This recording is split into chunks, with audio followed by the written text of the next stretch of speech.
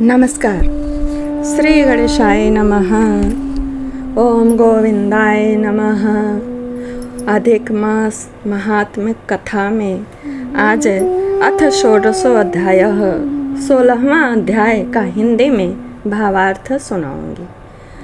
ओम ह्रीं पुरुषोत्तमाय नमः। पुरुषोत्तम रूपाय विष्णवे नमो नमः। भवसागर तारकाय नमो नमः। आइए हिंदी में भावार्थ सुनिए। श्री नारायण बोले, हे महाप्राज्ञ, हे नारद, वाल्मीकि ऋषि ने परम अद्भुत चरित्र दृढ़धन्वा राजा से कहा। उस चरित्र को मैं कहता हूँ, तुम सुनो।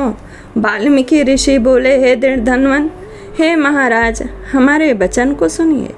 गरुड़ जी ने केशव भगवान की आज्ञा से इस प्रकार ब्राह्मण श्रेष्ठ से कहा। गरुड़ जी बोले, हे द्विश्रेष्ठ, तुमको 7 जन्म तक पुत्र का सुख नहीं है। यह जो वचन हरि भगवान ने कहा सो इस समय तुमको वैसा ही है। फिर भी कृपा से स्वामी की आज्ञा पाकर मैं तुमको पुत्र दूंगा। हे तपोधन, हमारे अंश से तुमको पुत्र होगा, जिस पुत्र से गौतमी के साथ तुम मनोरथ को प्राप्त करोगे, किंतु उस पुत्र से होने वाला दुख तुम दोनों को अवश्य होगा। हे द्विज शार्दूल, तुम धन्य हो जो तुम्हारी बुद्धि हरि भगवान में हुई। हरि भक्ति सकाम हो अथवा निष्काम हो, हरि भगवान को दोनों ही प्रिय है। मनुष्य का शरीर जल के बुदबुद के समान क्षण मात्र में नाशवान है, नाश होने वाला है। उस शरीर को प्राप्त कर जो हृदय में हरि के चरणों का चिंतन करता है, वह धन्य है। इस अत्यंत दुस्तर संसार में तारने वाले हरि भगवान के अलावा दूसरा और कोई नहीं है। यह हरि भगवान की ही कृपा से मैंने तुमको पुत्र दिया। मन में श्री हरि को धारण कर सुख पूर्वक विचरो और उदासीन भाव से संसार के सुख को भोगो।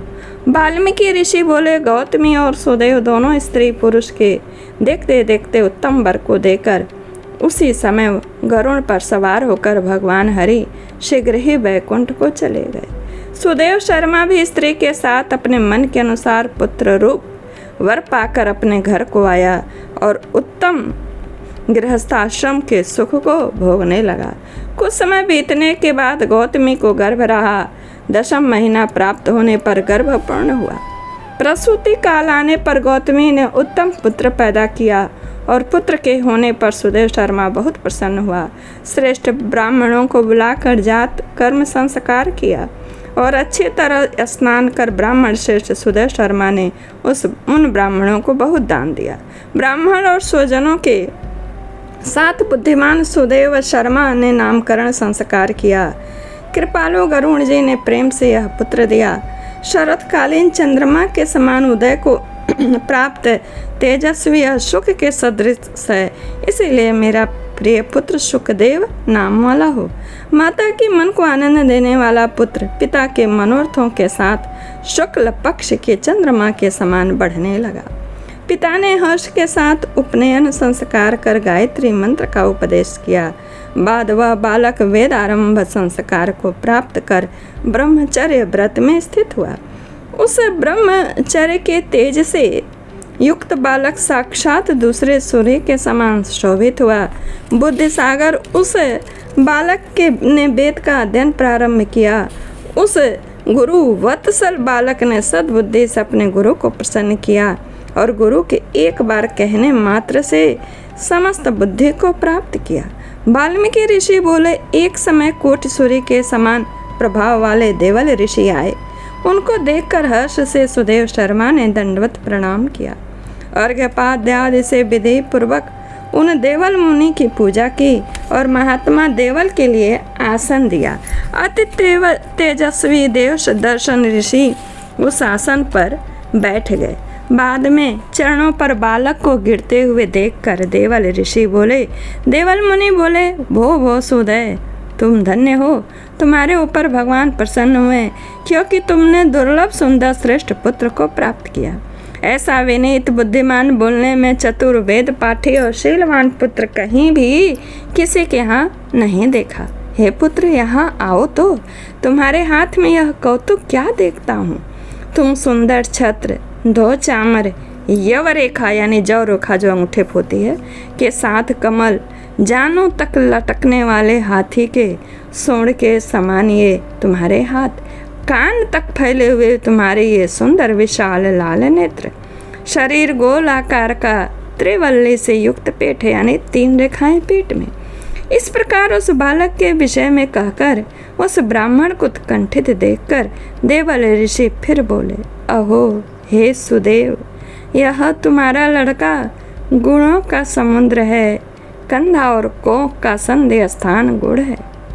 शंख के समान उतार चढ़ाव युक्त गला वाला, चिक्कड़ टेढ़े शरीर के बाल वाला, ऊंचे छाती, लंबे गर्दन बराबर कान, बैल के समान कंधा, इस तरह समस्त लक्षणों से युक्त यह पुत्र श्रेष्ठ भाग्य का निधि है।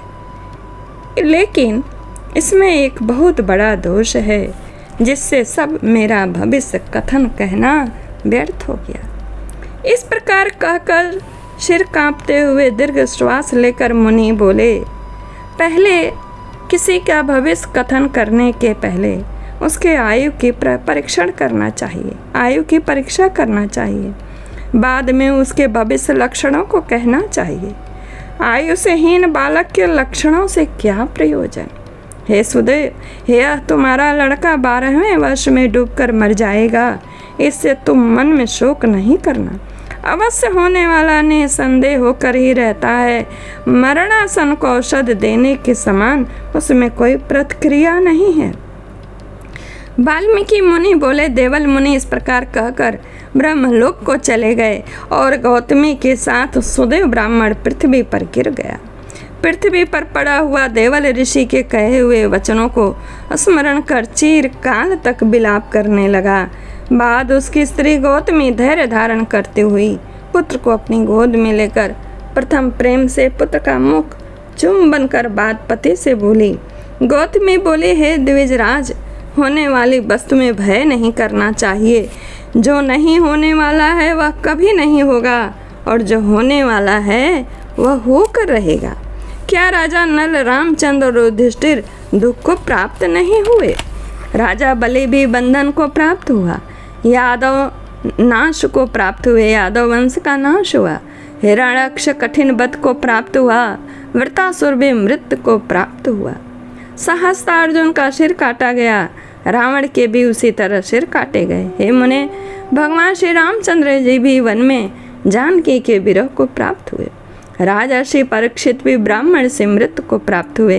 हे मुनीश्वर, इस प्रकार जो होने वाला है वह अवश्य होगा। इसलिए हे नाथ, उठिए और सनातन हरि भगवान का भजन करिए, जो समस्त जीवों के रक्षक हैं और मोक्ष पथ को देने वाले हैं। वाल्मीकि ऋषि बोले। इस प्रकार सुदेव शर्मा ने अपनी स्त्री गौतमी के वचन को सुनकर स्वस्थ हो हृदय में हरि भगवान के चरणों का ध्यान, पुत्र से होने वाले शोक को जल्दी से त्याग दिया। श्री बृहन नारदीय पुराणे पुरुषोत्तम मास महात्म्ये श्री नारायण नारद संवादे दृढ़धनोपाख्याने सुदेव प्रतिबोधो नाम षोडशोम तत्सत। श्रीमन्नारायण नारायण हरि हरि, श्रीमन्नारायण नारायण हरि हरि। अब आप सप्तदशो अध्याय में जानिए कि कैसे क्या भविष्य कथन से सुदेव शर्मा को क्या सामना करना पड़ा।